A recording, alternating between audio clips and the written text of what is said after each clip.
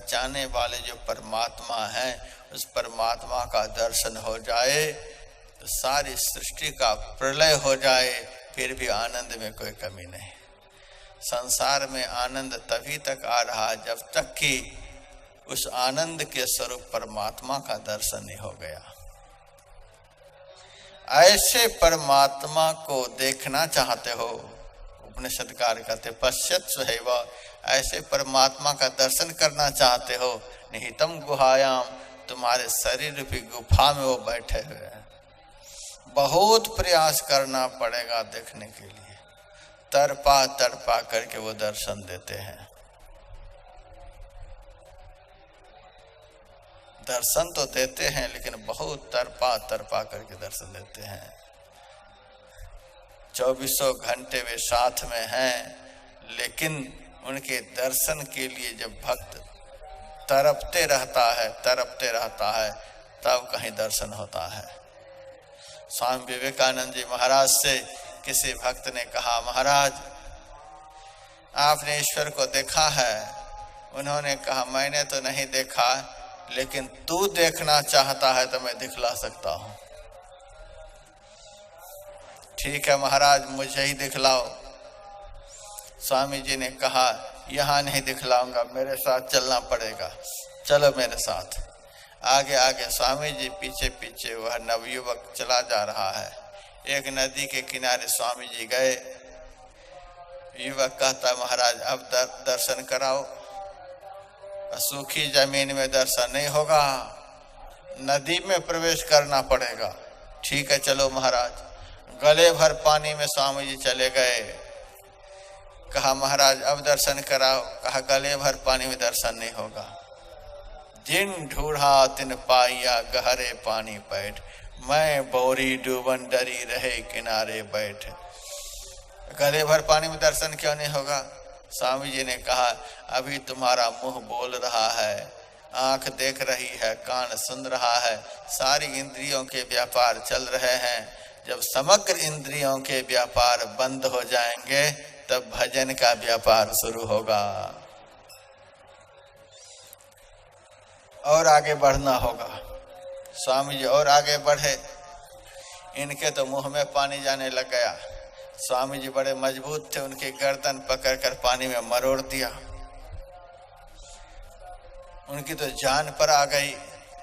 स्वामी जी ने देखा अब इनकी जान चली जाएगी, तब उनकी गर्दन को छोड़कर किनारे पर चले गए। यह भी जी जान लेकर किनारे पर पहुंचा। स्वामी जी ने कहा, कहो जी भगवान का दर्शन हुआ? उन्होंने कहा, अरे महाराज मैंने तो सोच रखा था आप बहुत बड़े महात्मा हो, लेकिन आप तो प्रत्यक्ष में जल्लाद हो। मैं तो सोचा था कि आप परमात्मा का दर्शन कराओगे, लेकिन आप तो यमराज का दर्शन कराने लग गए। स्वामी जी ने कहा, खैर जो हुआ सो हुआ, इसको छोड़ो। एक बात बताओ, जब मैंने तुम्हारी गर्दन को पकड़कर पानी में मरोड़ दिया था तब तुम्हें माँ की याद आ रही थी? कहा, महाराज बिल्कुल नहीं। बाप की याद आ रही थी? कहा, बिल्कुल नहीं। दुनिया में किसी की याद आ रही थी? महाराज बिल्कुल नहीं। कहा, किसी की याद तो जरूर आती होगी? कहा, महाराज बस एकमात्र भगवान की याद आ रही थी। भगवान अब बचाओ। भगवान को छोड़कर उस समय किसी की याद नहीं आ रही थी। स्वामी जी ने कहा, अच्छा एक बात और बताओ, उस समय भोजन करने की इच्छा थी? कहा, महाराज बिल्कुल नहीं। घर बनाने की इच्छा थी? महाराज बिल्कुल नहीं। इलेक्शन में खड़ा होने की इच्छा थी? महाराज बिल्कुल नहीं। कहा, कोई इच्छा थी सो बताओ? महाराज कोई इच्छा नहीं थी। स्वामी जी ने कहा, कुछ इच्छा तो जरूर होगी। कहा, बस एक ही इच्छा थी, किसी तरह से प्राण बच जाए, और कोई इच्छा नहीं थी। स्वामी जी ने कहा, यदि तू परमात्मा का दर्शन करना चाहता है, सर्व चिंताम समुत्सृज्य, जिस क्षण तू सब कुछ को भूल जाएगा, किसी की याद नहीं रहेगी,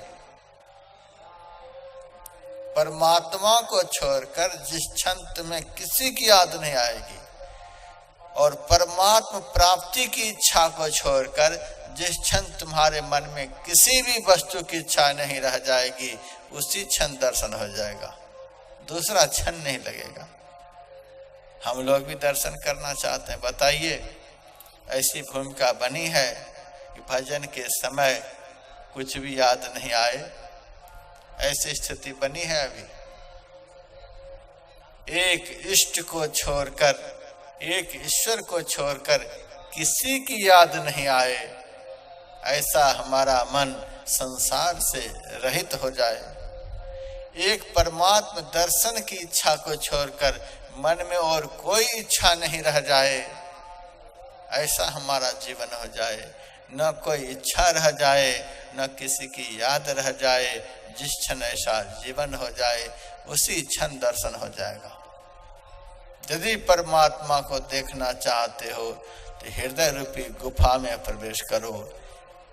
हमारे अंदर में ऐसी गुफा बनी हुई है, जिस गुफा में प्रवेश कर जाने पर मन इच्छा विहीन हो जाता है, मन सारे संसार को भूल जाता है।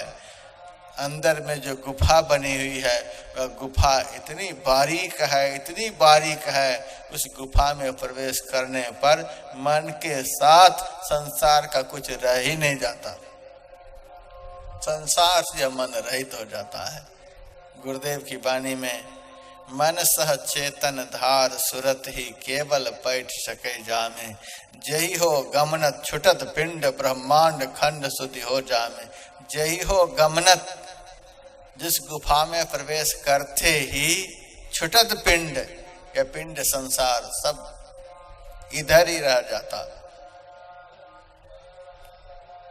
ब्रह्मांड खंड सुधि हो जामे, खंड ब्रह्मांड की याद आने लग जाती है और पिंड की सारी याद वह भूल जाता है, कुछ याद नहीं रह जाती।